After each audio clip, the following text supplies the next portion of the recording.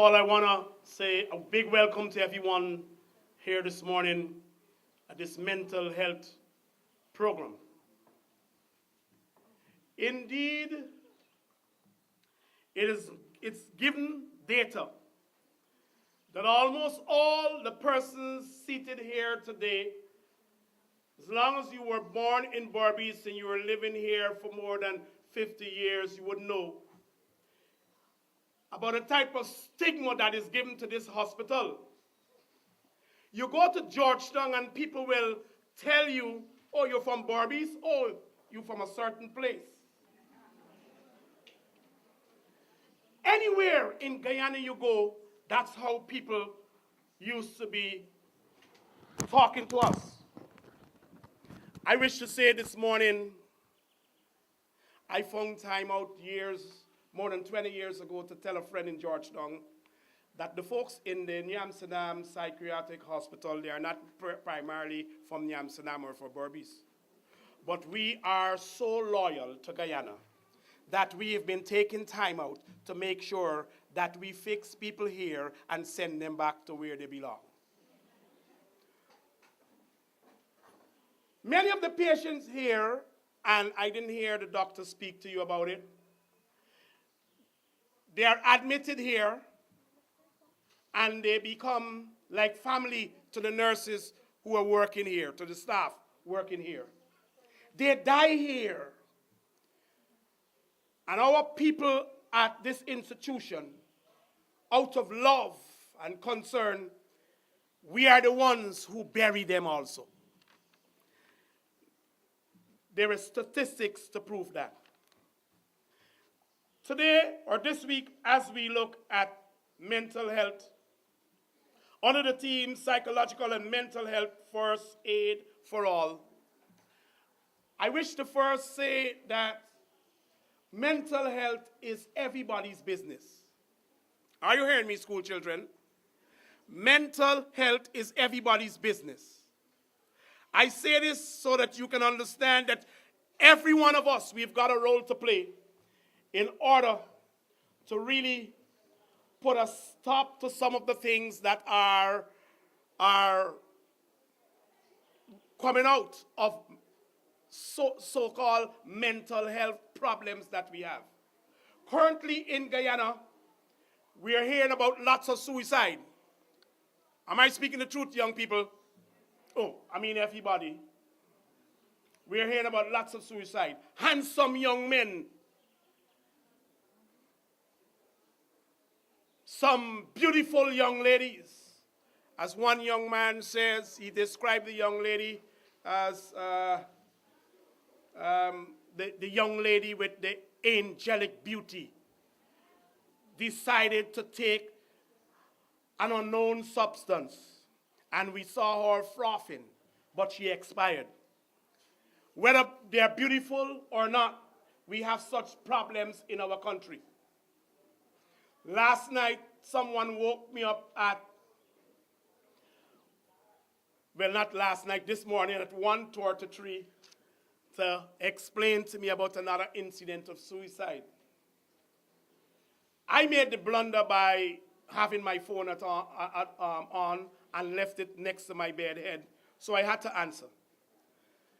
And it really shocked me when I heard who is the individual. So the message to me is that today I can be standing here and there can be something that caused me to do something incorrect that will force me to do something that is bad.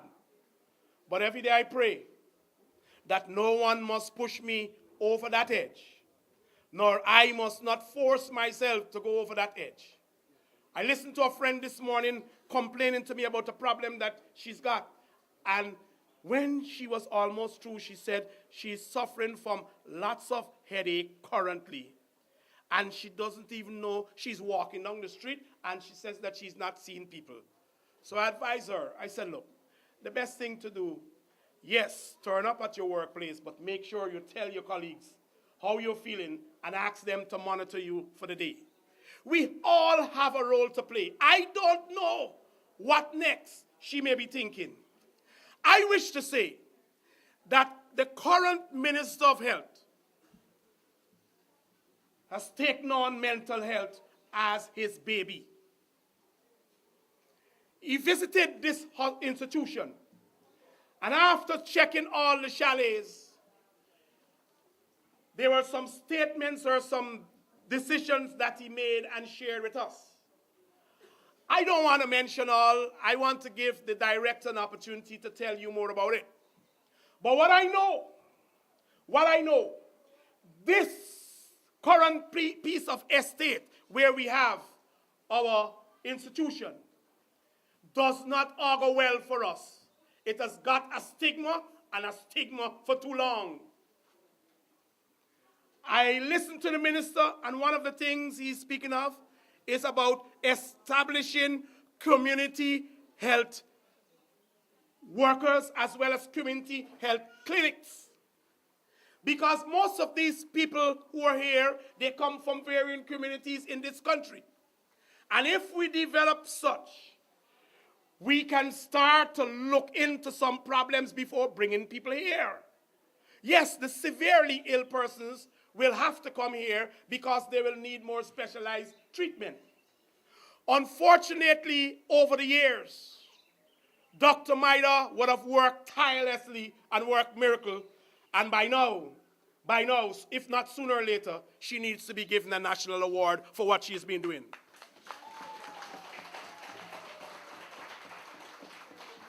Not only Dr. Maida, the nurses and staff of this institution, there are many of them who would have worked tirelessly and reached retirement age and went off.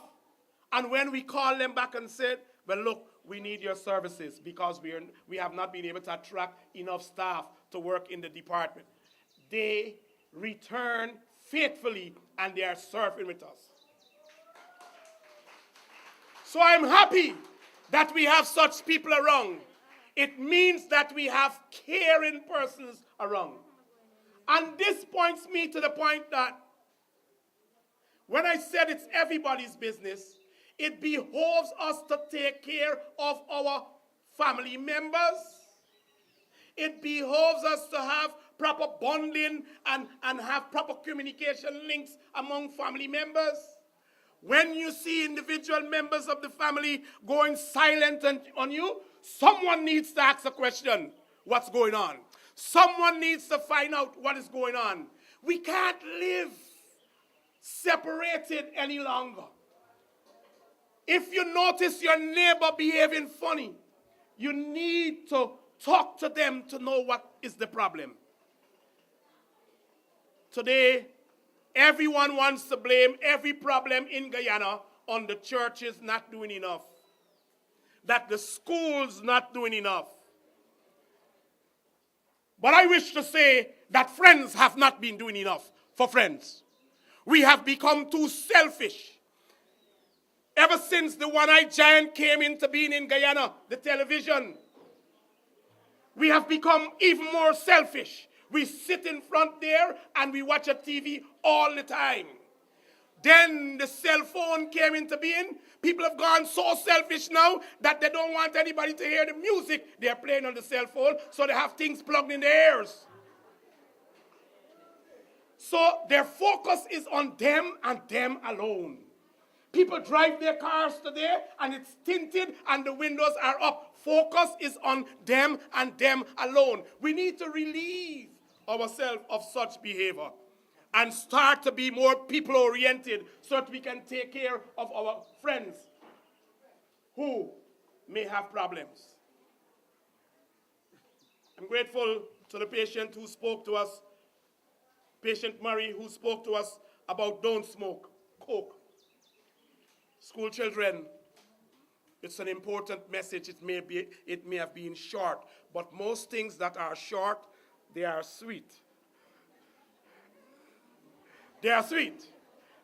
I noticed some people laughing. Most things that are short, they are sweet. Don't smoke coke because it ain't no joke. It's going to destroy your brain. And if we can get such a testimony from a patient, someone who speaks from experience could share that to us, it behoves us to learn and ensure that we do the correct thing.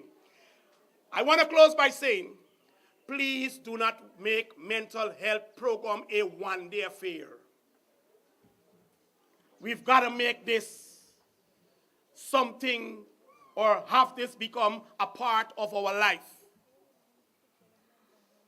Songwriter says, if you see your brother standing by the way with a heavy load and a seedy soul, you've got to smile and give them some form of kindness so as to buoy up their spirits and help them to come out of that seeming cocoon that they are in so that they can be in the state of mind that we so much want them to be. May mental health and its team that we have today be a team that reverberates in our mind moment by moment, day by day. And may we all strive to make this our first aid activity within our lives so that we can save someone. I thank you and wish everyone all the best on mental health.